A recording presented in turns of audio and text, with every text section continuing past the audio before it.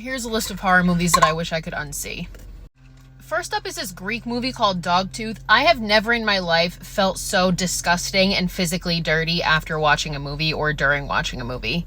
Like, I physically took a shower after this movie to clean myself of what I had just seen. I will never watch this one again and wish I just never watched it in general.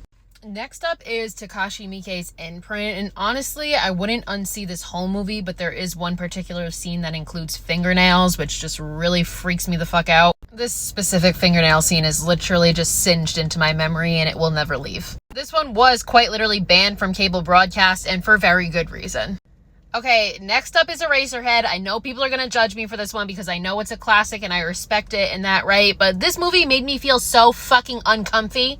I don't know what it was, but I just felt so weird and unsettled, and I just did not enjoy this experience at all. And I'm not at all saying it was a bad movie, it just made me feel weird.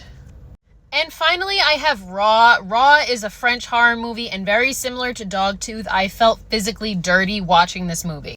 And I actually enjoyed this movie. I did like it. However, I will never watch it again, and there are parts that I wish I could fully erase from my memory.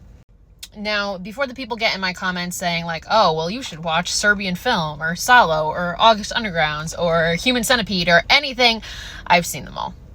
But for some reason, none of those have stuck with me as much as these have, even though they are really all inherently more disturbing.